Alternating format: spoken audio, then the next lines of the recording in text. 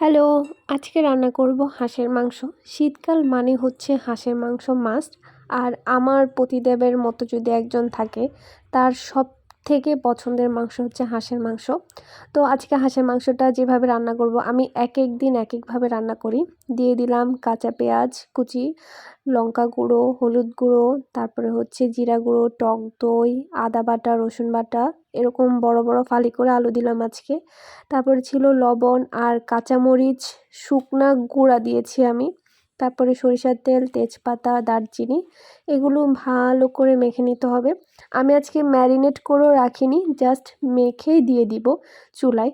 কারণ হচ্ছে যে ম্যারিনেট করার টাইম নেই, ম্যারিনেট করতে পারলে ভালো। এরপর দিয়ে দিলাম সরিষার তেল, আর তেল গরম হওয়া পর্যন্ত ওয়েট করতে হবে, না হলে একদম ফেনা ফেনা হয়ে যাবে সরিষার তেলটা। তারপর আমি মাংসগুলো সব ঢেলে ভালো করে একটু নেড়ে ঢাকনা দিয়ে দিব। আর হাঁসের মাংস যত বেশি টাইম নিয়ে রান্না করা যাবে তত বেশি টেস্টি হয়। আমি একদম লো হিটে এটাকে ঢাকনা দিয়ে রান্না করব, যতক্ষণ না এটা থেকে একদম তেল বেরিয়ে যাচ্ছে, জলগুলো শুকিয়ে। আমি কষানোর সময় কোনো এক্সট্রা জল ইউজ করব না। এই যে দেখতে পাচ্ছেন একদম একটু লেগে লেগে গেছে, এই জিনিসটা অনেক সুন্দর একটা ফ্লেভার আসে। যাই হোক, আমার এখানে কোনো প্রকার জল নাই, সবগুলোই মাংসের তেল এবং এক্সট্রা যে তেল ছিল ওটা বেরিয়ে এসেছে। এবার আমি এর মধ্যে জল দিয়ে দিব। আর পুরো রান্নাটা আমি ঢেকে ঢেকে রান্না করব, কারণ হচ্ছে হাঁসের মাংস ঢাকনা দিয়ে রান্না করলে অনেকটাই নরম হয়ে যায়। এর সাথে এক্সট্রা করে পেঁপে দেওয়ার কোনো প্রয়োজন নাই। অনেকেই পেঁপে দেয় নরম হওয়ার জন্য, কিন্তু আমি কখনো পেঁপে দিই না। আমার হাঁসের মাংস এমনিতেই নরম হয়ে যায়। আর এর মধ্যে দিলাম ফুটন্ত গরম জল। তো যেহেতু ম্যাক্সিমামটাই আমার রান্না হয়ে গিয়েছে, হাঁসের মাংস সেদ্ধ হয়ে গিয়েছে, এই জন্য খুব একটা জল দিব না।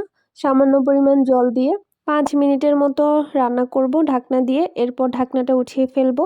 আর এই ঢাকনার মধ্যে যে ছিদ্রটা, এটার মধ্যে একটা লবঙ্গ দিয়েছি যাতে ভাপটা না বের হয়। দেন দিয়ে দিলাম গরম মশলা গুঁড়ো পরিমাণ মতো। আর আমি সবসময় বলি, আমি কোনো মাপ ঝোপ মেপে আমি রান্না করতে পারি না। আমার যতটুকু পরিমাণ মনে হয় আমি ততটুকু দিয়ে রান্না করি। সো পরিমাপের কথা বললে আমি বলতে পারবো না। যাই হোক, এরপর গরম মশলা দেওয়ার পর মিনিট 5 ভালো করে ফুটিয়ে নামিয়ে ফেললে রেডি হাঁসের মাংস। এই যে আমার হাঁসের মাংস রান্না শেষ। এখন গরম ভাত কিংবা খিচুড়ির সাথে হালকা একটু সালাদ নিয়ে, একটু লেবু নিয়ে খেয়ে ফেলেন গরম গরম হাঁসের মাংস। টাটা।